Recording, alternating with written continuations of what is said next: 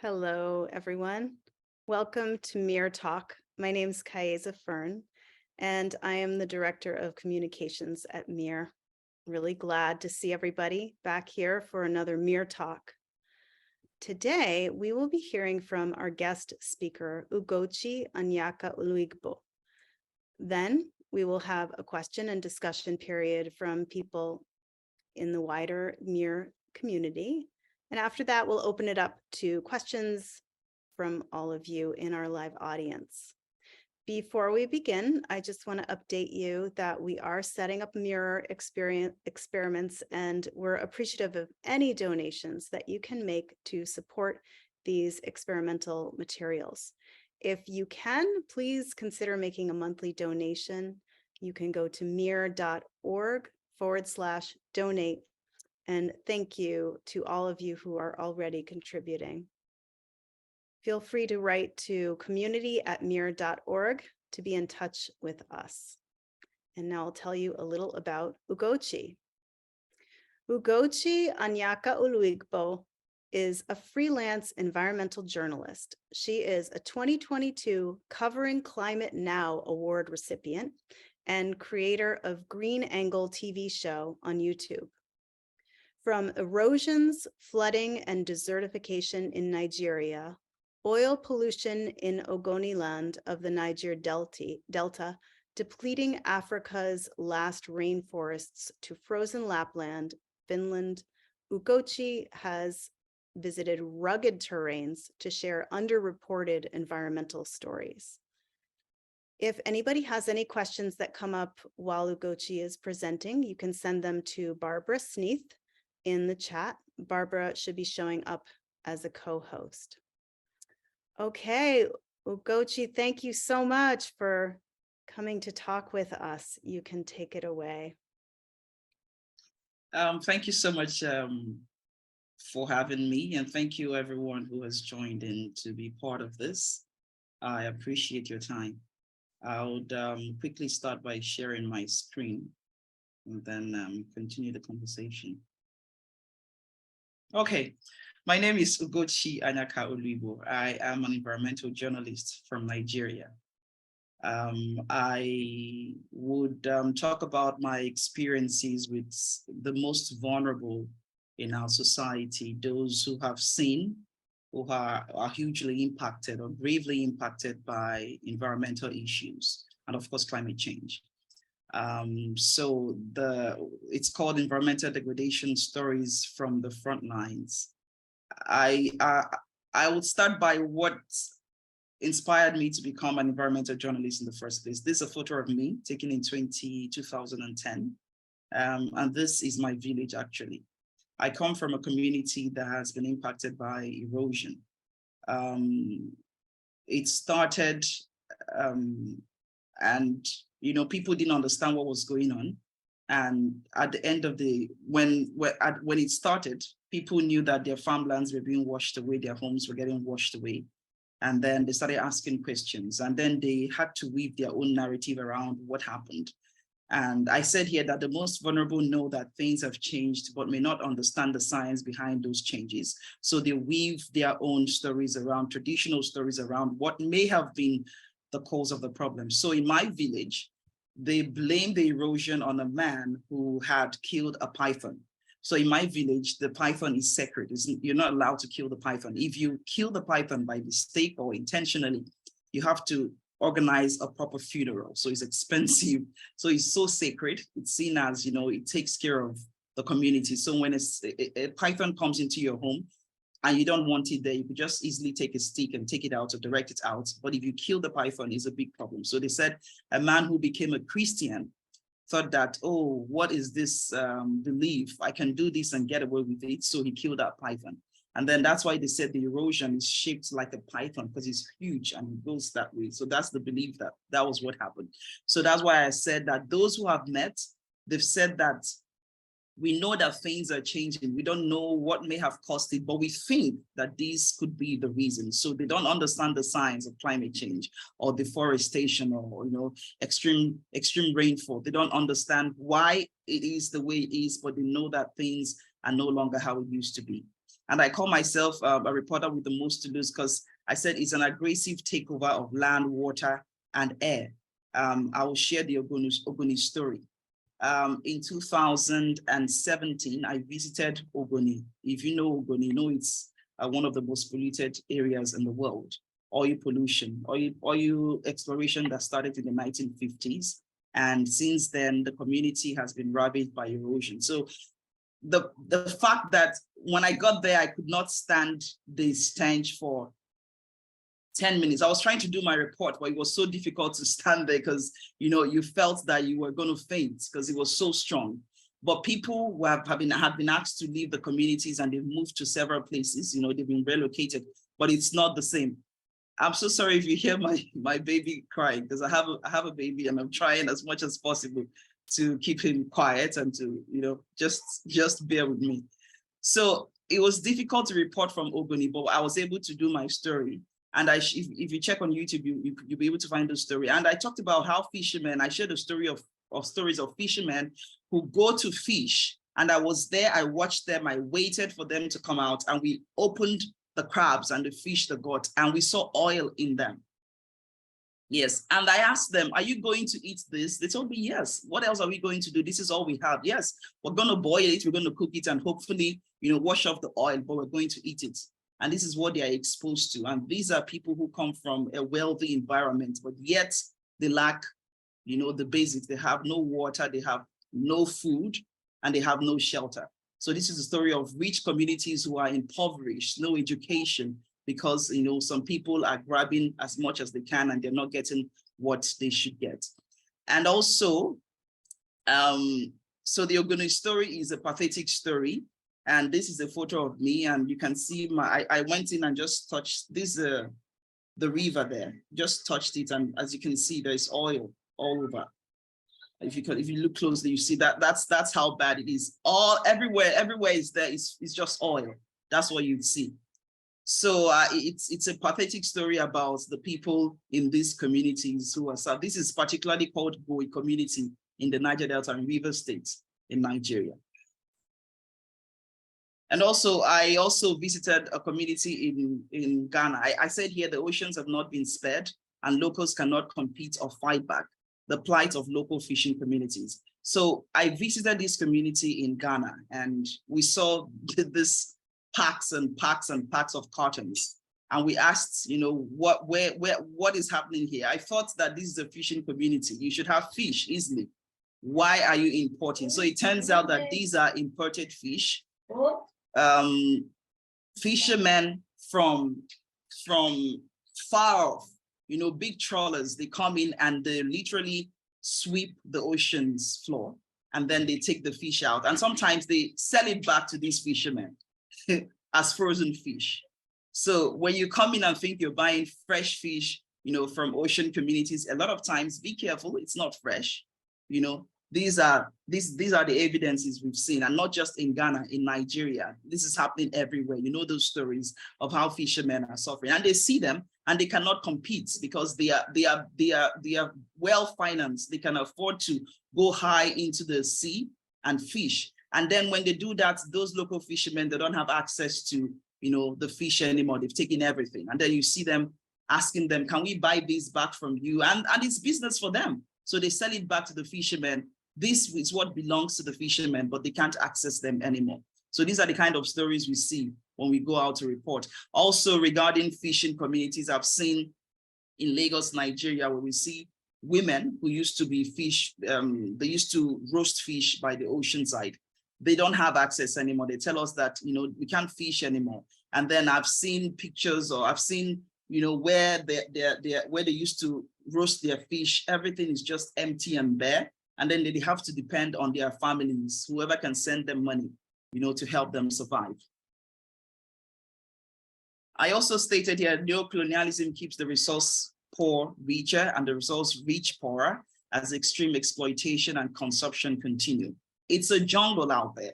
And it's really a jungle out there. It's a jungle where the wealthiest, the richest, the most powerful get everything. And to what end, I ask sometimes, just to feel the greed.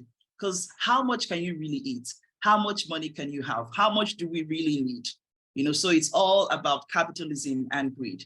It's leading to desertification. Of course, we know what climate change is causing in the north of Nigeria, where sand dunes have taken over homes and communities. And then people have to move. Sand dunes taking over your homes, and you come in and the sand, it keeps pushing the people further and further from their communities.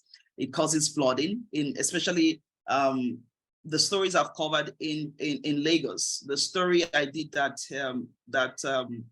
won me the award, the Reporting Climate Now award. It's a story that took me to different parts of Nigeria. So I'll start with the story of flooding, where for about 7 years, I've visited some communities in Lagos, and I've seen over the years that people are moving. And I visited 3 years back to back every year. And there's some houses that I saw that used to stand. And when I went back, over time, those houses were no more there. They had been washed into the ocean. People's graves, homes, churches, mosques, all washed into the ocean. And I met a 90-year-old woman who told me that she doesn't know where else to go to. This is the last place for her. She's moved 4 times and she's 90 now. She's moved her home 4 times. And now she says, I don't know where else to go to. We met the chief of the community. We met several people who have shared stories about, their ancestors who used to be there, who told them about the coconuts that used to be there. And the coconuts were very important to them because it helped them, as lotion for their body. They used it to treat the rashes or whatever health issues they had, but those coconuts are gone. So it's a cycle. It has a ripple effect. So when the coconuts are gone, we have more sick people. We have, salt water contaminating fresh water for them. So a lot of issues for them, and then they have to move. And I also met a man who's building a new home. He's building, and he said he also has to move from this home. This is not where he was born, but he has to move because after this place, there's no other place for him to go to. This is the place he knows as his ancestral home, and it's going to, be washed into the ocean very soon. And it's also fueling clashes in many parts of Nigeria, especially in the north of Nigeria, the north central. We've seen communities where that Nigeria depends on for food, like the Benue in Nigeria. We have herders who usually move to these lush areas with good vegetation to feed their cattle. And usually they return when the rain comes, but now they have to stay longer. And they say because of desertification, they have to stay longer in the north center and the south of Nigeria. And this is also fueling clashes because they need them to go back. I mean, they're saying, it's enough, can you go back now? And then they say, no, we have to stay longer. And then there's a fight for water, there's fight for resources. Those are the issues that's fueling insecurity in Nigeria. Food insecurity as well, because when there's when the farmers are in the displaced people's camps, they cannot farm. Part of that podcast, we had a 10-year-old who talked about, missing home, missing community life, missing the knowledge, the farming knowledge that is usually, passed on to the next generation. So it's going to be a catastrophic situation in Nigeria as we speak, because farmers can no longer farm. Then there's a crisis. Food is expensive right now in Nigeria.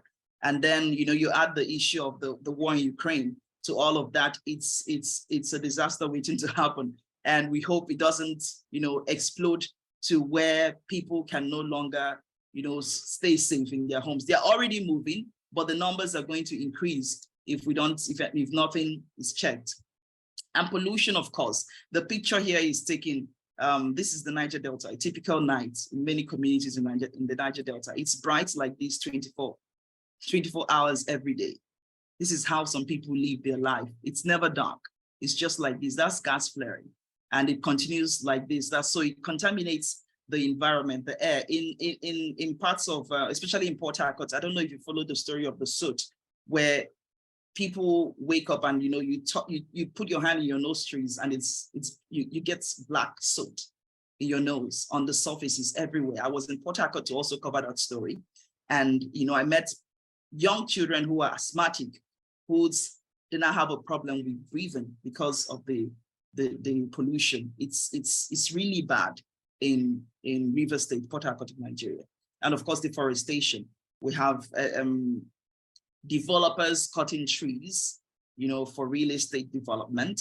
We also have people in local communities who are farmers who have to cut down the trees to farm. We also have to cut down the trees to hunt, for energy, for fuel wood.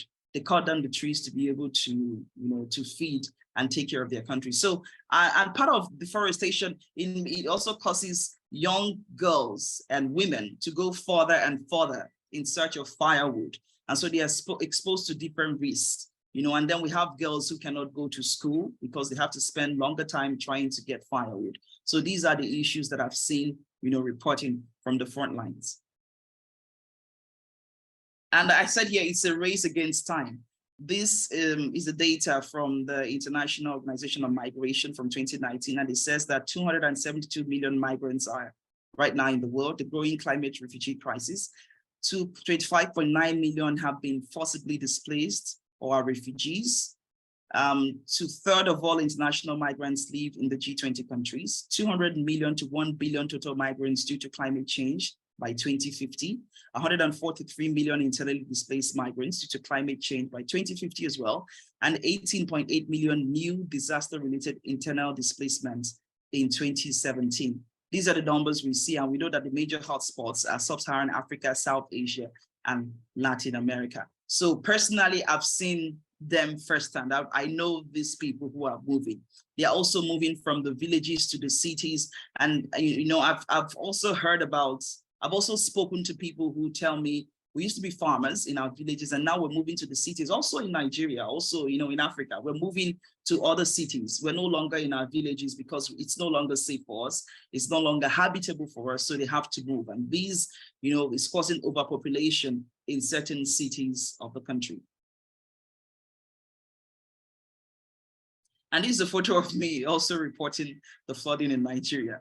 And I said, if nothing is done, even the rich will no longer be able to remain shielded in their bunkers.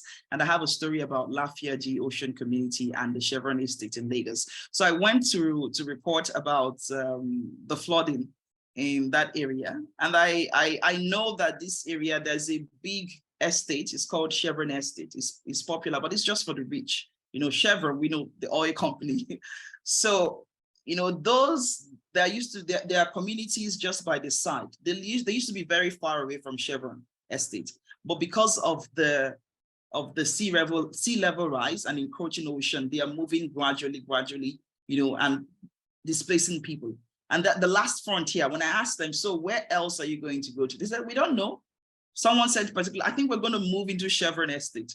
So, Chevron is a massive estate, but from the look of things, it will get to a point where the people might invade this estate, where they think it's protected, where they think, it's covered, it's for us.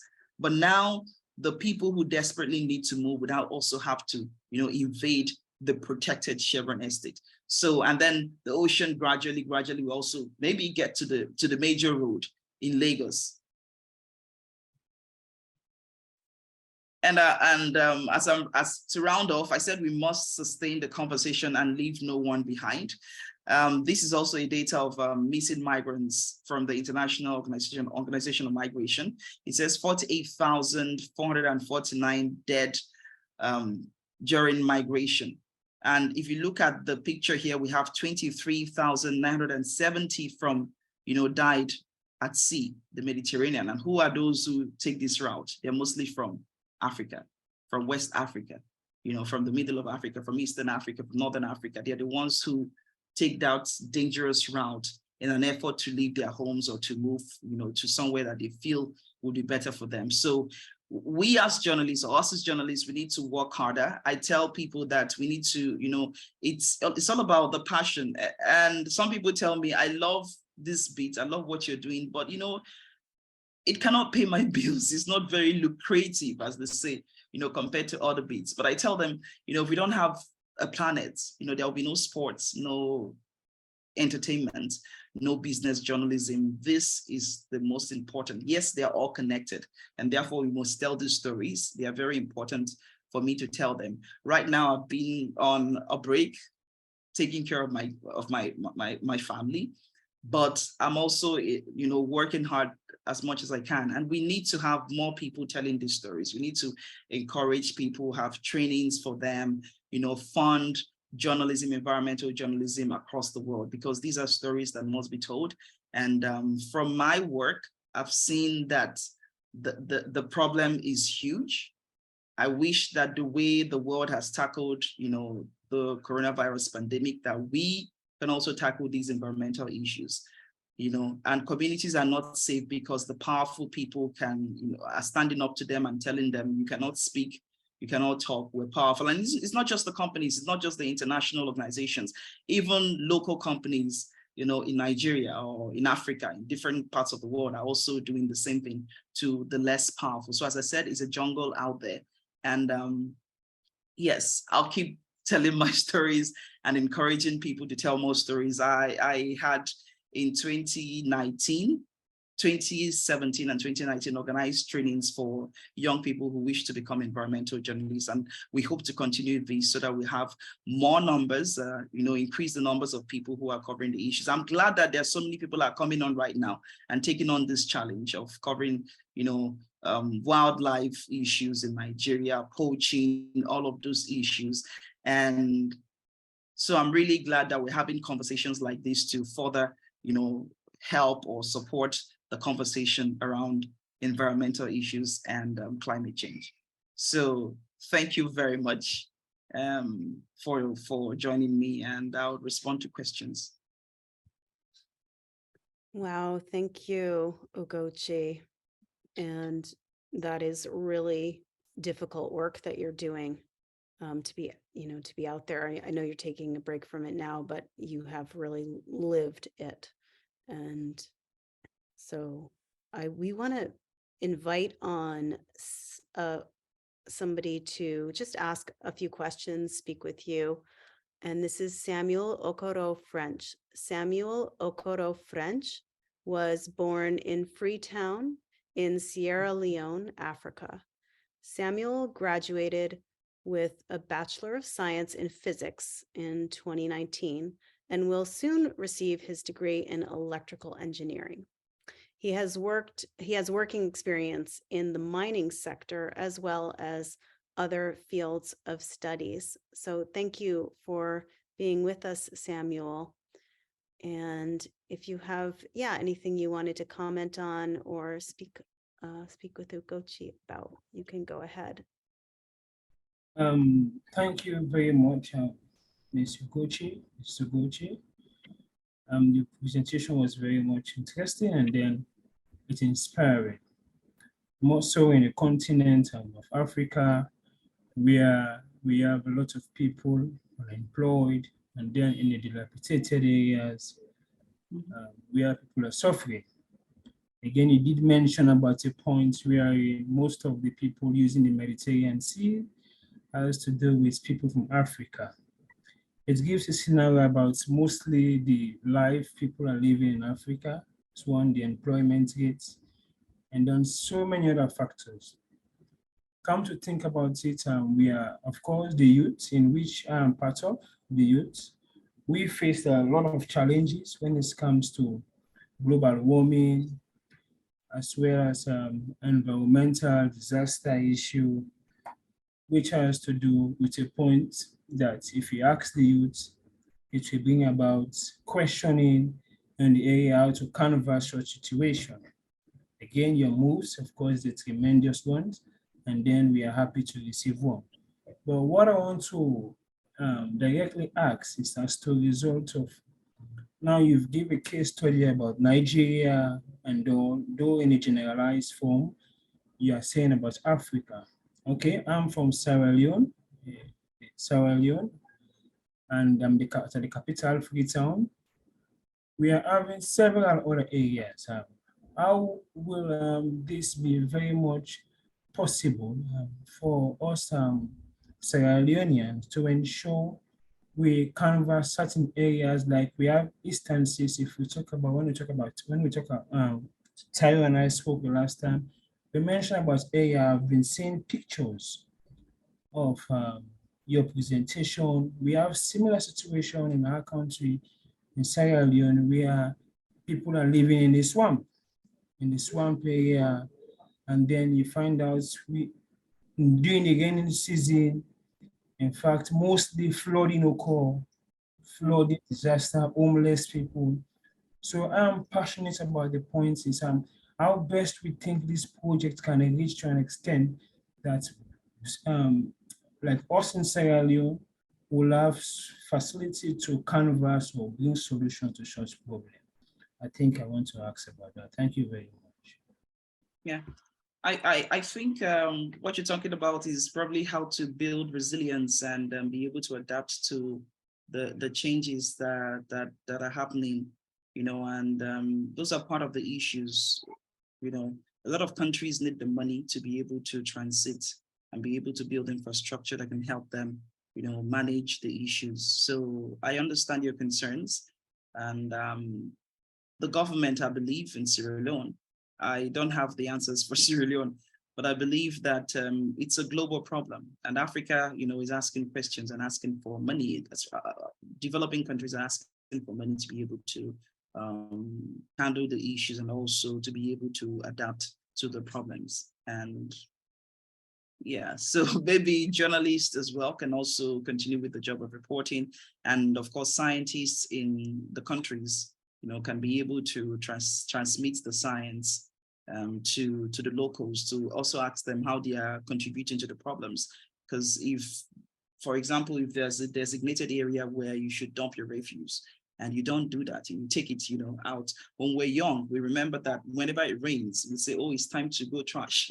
And then we didn't know what would happen. We didn't know that it was blocking the drains. So we just hoped that the water would take it somewhere far away. But now, as we grew older, we understood what really happens. It blocks the drains. It takes it to the ocean. It takes it to the water bodies, and the fish and the marine life would end up eating them and they die. So those are, I hope that we also educate people on the need to, do the right thing, take charge of the environment. But I think that I'm so happy that across the world, across developing countries especially, people are getting, to understand these issues. People are seeing that it's impacting me. And there are so many environmental young activists who are coming up. Yes, they need support. Yes, they need finances, but they have taken on the message across, to their local communities, and is really commendable. Thank you. I think next we're going to bring on Mark Milne to ask a question. As Director of Finance, Mark Milne secures viable funding opportunities to further MEER's mission of extending Earth's habitability from his home in Zurich, Switzerland, where he has lived for 25 years. Mark's also a musician and outdoor sports enthusiast, as well as father of 3 like you, Ugochi. So Mark, go ahead. And Zurich is 1 hour from me. Well, thank you very much, Ugochi. I am glad to be able to answer your question or ask you a question directly. It was mentioned that I'm living here in Switzerland. I grew up in California. For me now, being in Switzerland, and in contrast to some of the problems you're talking about that affect people on a daily basis, I know that maybe in Switzerland, one of the big problems, if you could call it, are things like the skiing season is not so good anymore. And so it's really quite, I won't say shocking, but it is quite an experience to hear the varied details of real life in real places where this problem is really severe now, and not just some kind of theory or expectation of maybe something that may come. And if I could, I have 2 questions. The first is just, I'm wondering if, having heard now these many problems you've talked about, over these years, have you seen any kind of improvement in any type of area that's, something maybe surprising or in some way worth talking about, that was as a result of, people trying to make an improvement in some way, whether it be something for water loss, biodiversity loss, whatever it is. Have you seen any examples of that? Or is it instead something that's very hard to remember or think of any? Maybe I'll just ask that one first. Okay, hi. I've seen there's so many, as I said earlier, so many young persons, so many organizations who are really working hard right now to proffer solutions. I've been to a community also in Cross River State, where there are projects to protect, the wildlife there, and to help local communities to understand the importance of wildlife and actually find alternatives for them to be able to, switch from whether eating bushmeat and then farming, growing their own meats, growing those that is possible to grow. And then, instead of killing the ones that we don't have an idea that we know that maybe going extinct, but they don't, sometimes I ask them, do you know that some of these animals are going extinct? They say, no, it's food. It's there, it's always there. But they also admit that they don't, get the numbers that they used to catch decades ago. It's reducing. So there are projects like that that are helping communities to understand the importance of conservation and wildlife protection. And then there are also projects in Nigeria that are teaching people to know how to trash, how to recycle, how to make something out of their waste. But there are some of them that are really not what young people can do. It's an issue of politics, and we have those policies in Nigeria as well. But there are some of them that are just too huge for ordinary individuals to handle. So there are lots of good stories out there. A lot of them can't come to mind right now, but there are so many good stories that I know that I've reported on people who are making movies, on those who are recycling, as I said, and those who are teaching children at schools how to farm, how to grow their own food.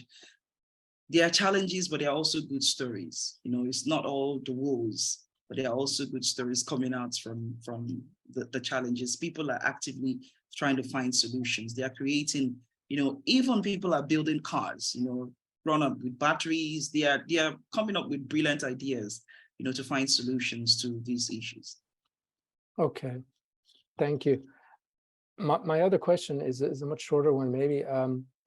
What types of problems did you see in other parts of the world that were mentioned that you visited? I think you went far to the north. Was it Finland, perhaps? Yeah. One of these snowy countries. What kinds of issues did you discover there? Exactly what you talked about. When you said there's no snow, exactly the same thing. The headers there, there are issues with, it doesn't snow as it used to before. And there are also clashes with, they also, the reindeer headers in these communities, they also complain about the season and how it's no longer what it used to be. They also complained about trying to keep their reindeers in one space. Those are the issues for the reindeer headers.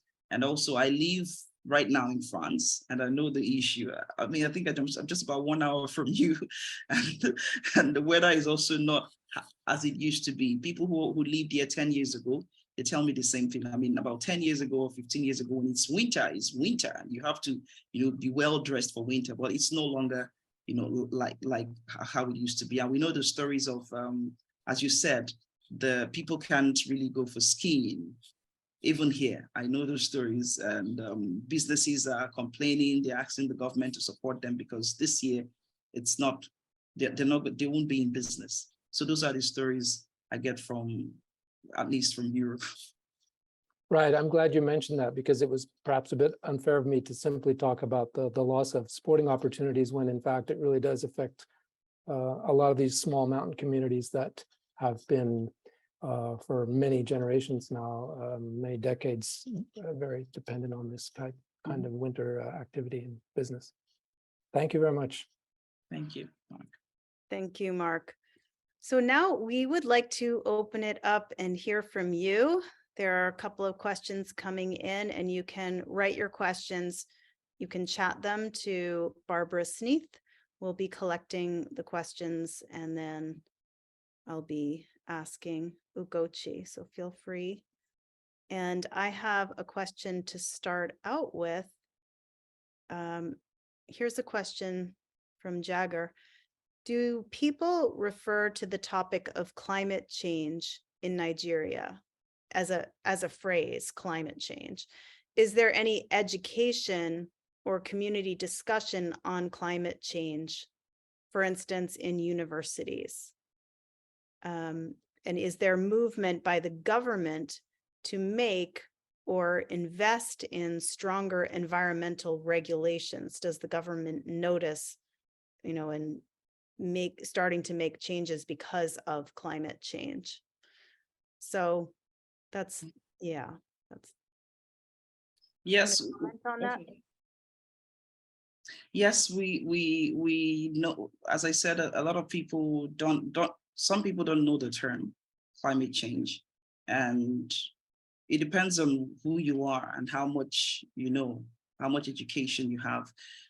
But I've seen, but there are NGOs who are able to translate these changes in local languages. We have over 200 languages in Nigeria, and I mean there are so many languages across Africa.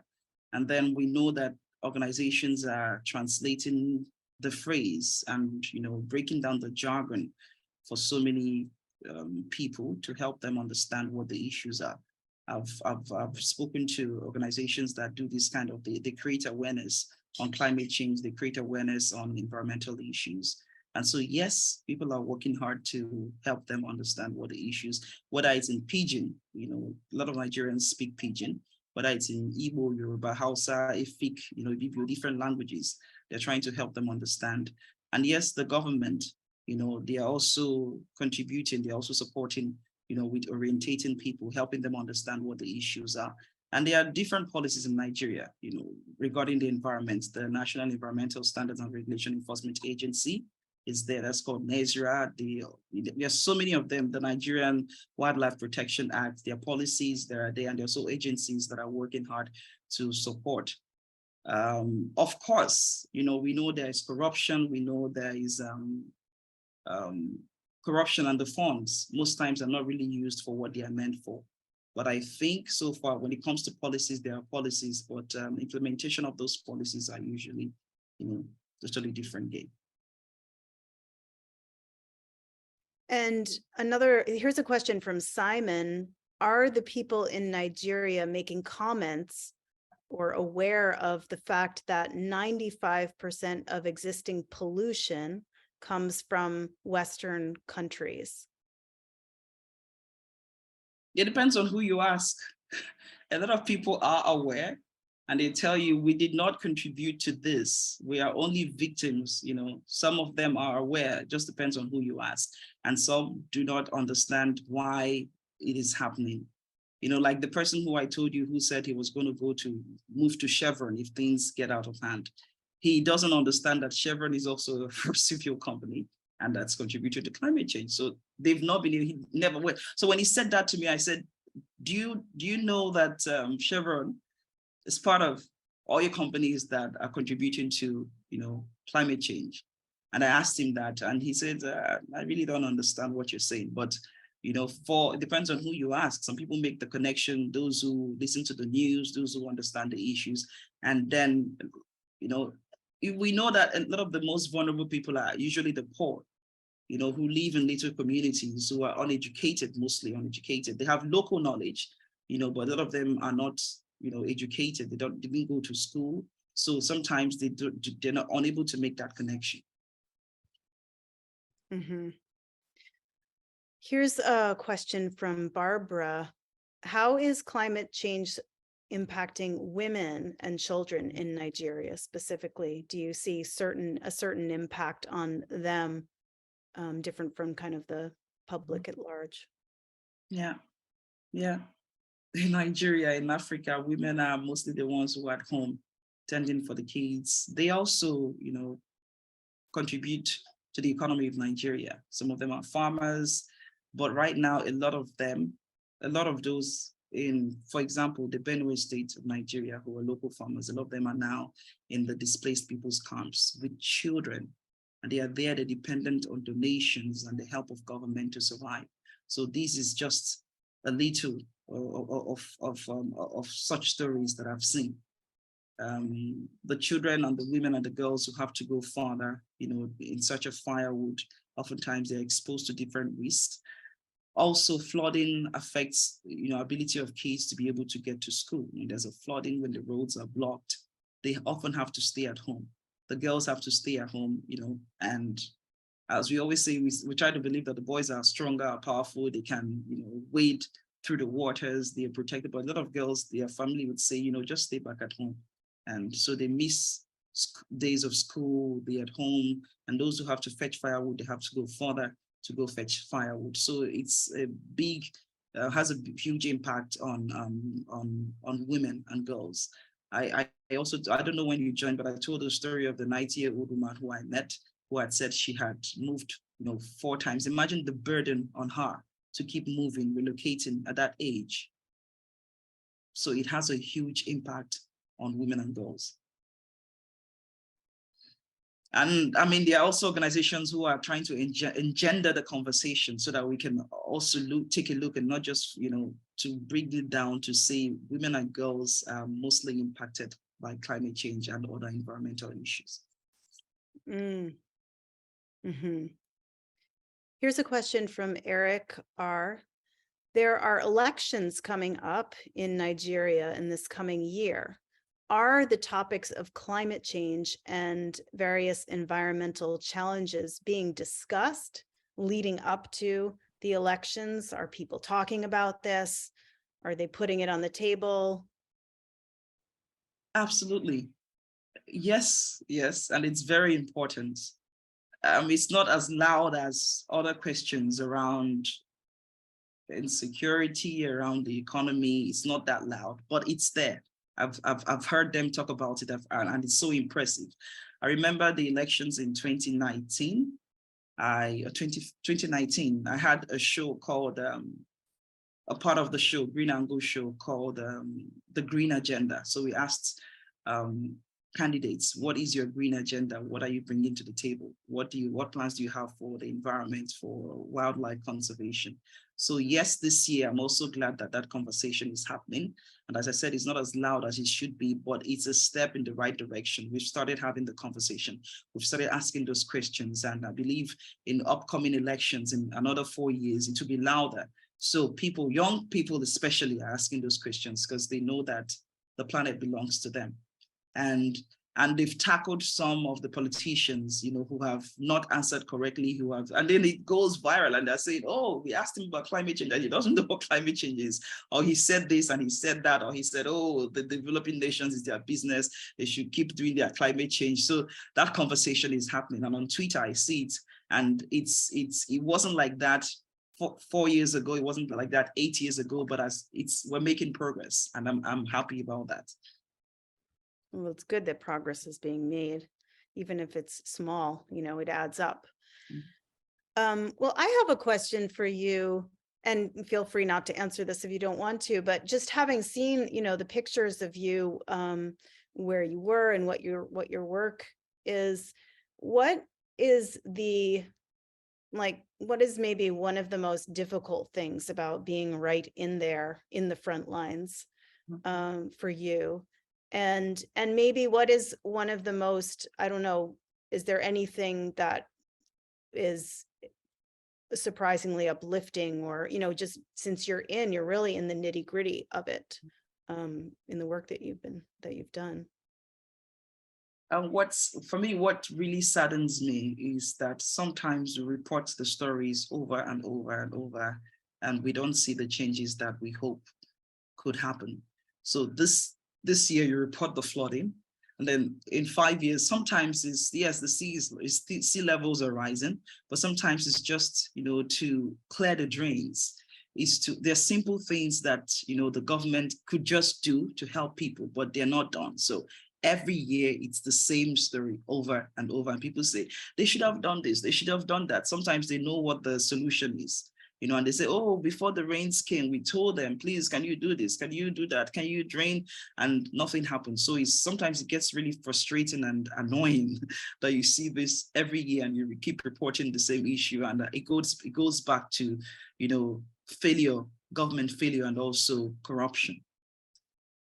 The second question, I think. Yeah, and the second part was kind of, is there anything surprisingly uplifting, I guess, in this work that you see people doing, you know, to organize and so forth? Any unexpected, you know, joys that you have as you do this difficult work? It's uplifting for me to see children who tell me that, oh, I started being conscious of the environment, or I started doing something for the environment because I watched your show on TV. Or people who tell me, oh, I enjoyed your show. I was never conscious about this. Now I'm very committed. You know, I'm taking care of my environment. I'm doing my own bits just because I watched you on TV and you really inspired me. So that really uplifts my spirit. And I know that, yes, we're growing an army, you know, of younger people, of more people who are aware of the issues, who are hoping to do something about the challenges that we face. So that's really good news for me. And also the fact that we are able to train some people, some journalists who are also, you know, taking on this message and passing it on. So for me, that's some joy that comes out of my work. I have a question from Cheryl. When you were reporting the effects of climate change in Nigeria, we discussed how these stories likely struck North Americans as untold and unknown stories. Is the case similar in the EU where you live? I would say yes. It depends on who's listening and what stories they're listening to. Hi, Cheryl. By the way, Cheryl and she was my editor when I did the last story that won me that award, the podcast. So she edited the story, and wonderful, wonderful editor. Thank you, Cheryl. So yes, where I am, I also tell the stories, and some people are shocked. They sometimes never understood the impact of, you know, of what we're talking about. You know, it's as if they are far away from these issues. They don't understand how bad the situation can be. And when they are protesting about other issues, there are issues that are affecting people. So sometimes I tell them, be kind to migrants, you know, be nice to them. A lot of times they don't really want to be here, but they are forced to be here. They wish they were at home, you know, with their families, eating together, celebrating together. And sometimes, so just respect them and, you know, love them and appreciate that they're here temporarily. So yes, as you said, the way that is perceived in the US or other countries where it's like, it's far away, it's not happening to us. It's the same way I see sometimes in Europe, that some people don't really know these issues. They've never seen them. They don't understand them. But of course, there are so many people who travel, who listen to the news, who are everywhere. They understand, and before you say it, they tell you everything. Some people are, you know, they know everything that's going on. So it just varies. But a huge population are really not aware of this, how bad the situation is. They know we have petrol, but they don't know how bad this, how you know, the Ogoni story. How do we get the petrol that we're using? Who are those affected? And now we're asking for solar panels. Where are those, you know, minerals going to come from? Who are the kids that are going to mine them? Who are the children, the mothers and the fathers who are going to mine them? How much would they make from them for my good life? So sometimes, you know, we need to ask those questions. For my good life, who's paying that price? Mm-hmm. Well, just a couple other questions. One question is just about the health effects of climate change. Is that part of your goal as a journalist to report on the health effects of climate change? Or is that something maybe that you haven't done as much of, that you'll get into? Or yeah. No, it's interwoven. It's all connected. So I talked about the Ogoni people who are sick, who the lifespan in Ogoni is reduced so drastically. I think it's about 42 years old. So if you live beyond 42, you're an ancestor. You've really done very well, because it's hard to survive in that community. So the health issue of the pollution caused by this is devastating. And of course, deforestation, and we're seeing new diseases, the emerging diseases coming from how much we're harming the planet. So yes, they're all interwoven. I reported on a community that lives right behind an oil company in Lagos. And then because of the waste coming from these companies, the community leaves behind. So what they do, they're living on trash. So they're using trash as buffer, to make the ground solid, because this waste, liquid waste, keeps coming in. So they ask people from everywhere, please come dump your trash in our community, and they're living right in that trash. I met a woman whose baby I cried when I was reporting that story, because the baby was so sick and she had already lost a child before. So, they never know what could that be. You're living in trash. There are issues. There are gases that are being emitted. They have impacts on the health of the people who live there. So yes, it's all connected. Mm. And there are a couple of questions about, let me just see this other one. This is interesting. So Albert's asking, are there any traditional practices that benefit the environment that you think others can learn to practice? I would say that that I've seen, well, as I said, in my community, I've seen where people are told to protect some animals, they are sacred. I've also seen some religions like Islam that, some things are sacred. They tell you to protect the water, protect the land. So I've spoken to the religious leaders who also tell us that this is part of the message we pass on to people, that God wants you to protect his creation. So I've seen that. I've seen people passing on local knowledge about what to do to conserve and to protect the environment. But the taste buds sometimes is difficult for people to change. They're used to, eating certain things they used to do. So sometimes it's a little difficult, but I've seen, people trying to make changes. It's difficult for them to make changes, but I've seen conversations around these changes and the importance, of being more aware of the environment. Mm. Well, a couple of people have asked, how can, people who are aware of the climate change crisis, how can we in the developed world support climate journalism? Mm-hmm. Oh, well, there are so many organizations that are training journalists to cover climate change. So I think what you can do is to fund those organizations, support those organizations, contribute to what they do. I also train journalists, so we can have that conversation if you're interested in organizing something for journalists. I'll be glad for us to work together on that. But I think that's what matters. And then if you're an editor, you can fund stories. There are so many of them who are already there who are looking for money to report these stories. It's not cheap to travel. It's not cheap to be able to cover those stories. So you can look out, if you're an editor, you can support those journalists and pay them to report. A lot of times we see that so many journalists in Africa and developing countries tell us they pay us little to cover the story, and then they are able to ship someone from far away to come report the same story, and that person earns so much for the same story we're earning peanuts for. And then they think, oh, we're doing you a favor, we're paying you, it's your, so fund it like you pay as you would pay an international journalist, a local journalist, support them and fund them. The problem usually is funding. People need money, to be able to tell those stories. It's not as lucrative as it is in other parts of the world. So it's about funding, I would say. And and training also for them, training for scientists as well in Africa and developing countries, other developing countries, that's what we say. So train them, fund them, support their studies at schools, and support NGOs as well who are pushing the narrative and doing great work. Yeah. Well, Ugochi, we want to thank you so much for being with us today and for sharing your experiences and also inspiring us and encouraging us to, take action on this. So thank you for coming. Thanks for having me. At MEER, we are working to help educate the public while also developing a solution to the warming on the planet.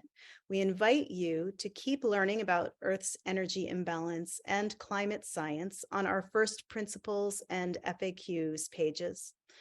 At MEER, we're an almost 100% volunteer staff with just a few paid researchers at the moment. Please consider making a monthly donation of any amount if you have enjoyed being here or you watch our MEER talks, and you can check us out on YouTube. The link is in the chat there. We also have a Facebook page, so check out Facebook. We are MEER SRM. The donations that you make to our organization help to fund materials. So thank you so much.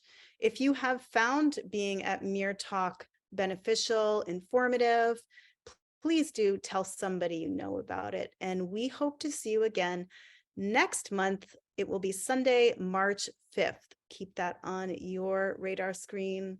And we thank you again for coming. Bye for now.